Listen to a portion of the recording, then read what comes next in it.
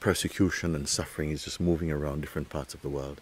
And then some bits is getting green and beautiful, and some pieces are being torn up, and some places are being built, and some places are being taken down, and people are dying, people are being born, and the whole cooking pot of existence is going on at the same time. There's never been a time that the world right across the board has been evenly just in one state. It's like the fire goes off here, and then something beautiful happens here, and then something tears this down and builds something back up here, and the place that was suffering for a long time gets healed and replenished and becomes abundant and becomes great, and then gets destroyed. And then, you know, it has been like that. It's not something, it's not a 21st century phenomenon. It's not a 20th century phenomenon. This is from the whole play of human existence on this planet. And you know, it's very difficult to see that as a person with kind of compassion and grace, and you know, and just to sort of like be forgiving. It's very difficult to do this.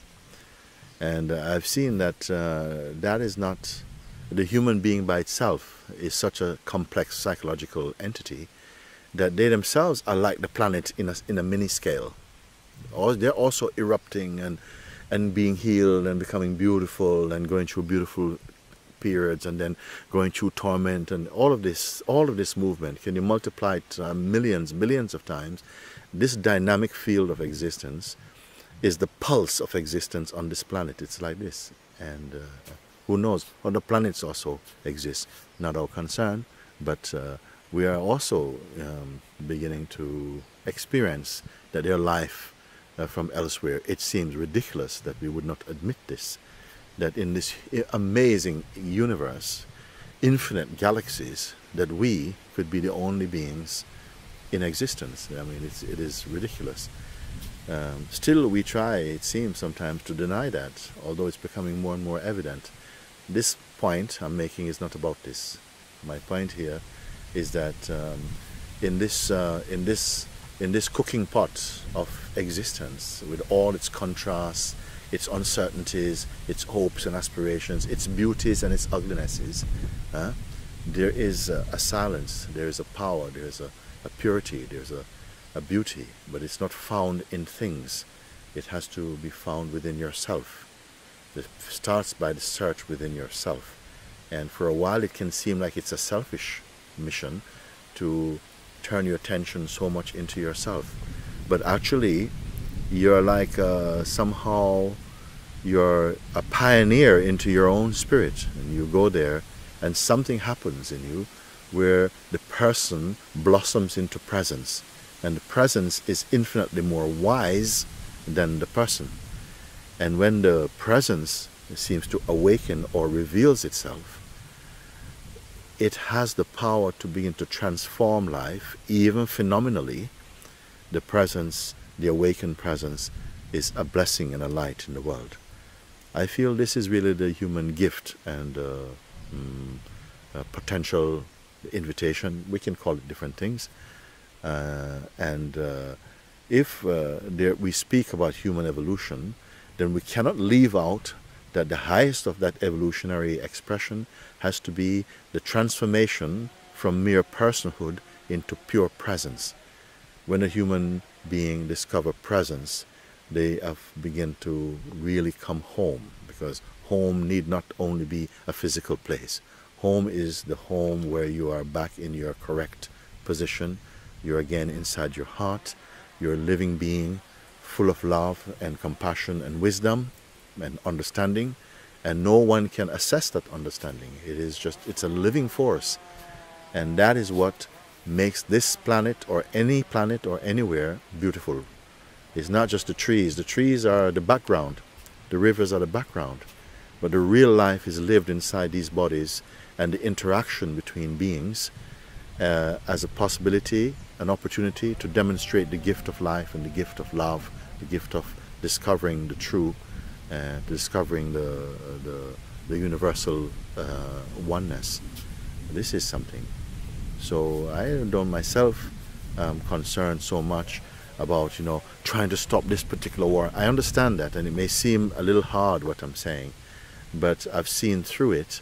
Compassion is there, love is there, a helping hand, if that is useful, will be there. But this fantasy that we're going to stop all wars without really understanding our true nature, it really is going to continue as a fantasy. Now, this is not a sad forecast about life. It is a wise and an invitation to the possibilities we have here, even in our darkest moments. The light of love, of truth, of God is always here. And the thing is to find that. And we don't have to travel in terms of miles of physical distances for that. You know, it's an inner thing. We have to start going in. We have spent a very long time going out, so to speak, in relation to our bodily sense of ourself. And we have to begin to turn the attention within. There are wise teachers and wise guides on this planet. There have always been. And if there is arising in you an urge really to discover, and not to discover on your terms, according to your projection, not to protect or project your own ideas, but simply to be sufficiently available so that life can have space to reveal itself, then you'll begin to sense, because that is what it comes down to in the end, that you become sensitive enough to hear the voice that is always here, to listen and be receptive and communicative with the inner being. That is our most reliable guide, our most true guide, our most benevolent and beautiful guide. So this blessing towards the life, the world, and our interhuman relationships and so on is always present in the awakened mind.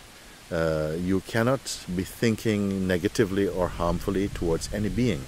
It's automatically present that your heart is aflame with love and understanding, and to promote righteous living, righteousness, but not kind of fundamental righteousness, not in that kind of way, but the righteousness which is so open, so global, so all-encompassing, so liberal, so unthreatening, so beautiful.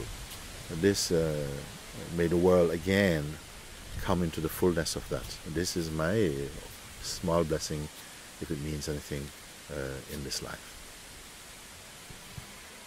Namaste. Namaste.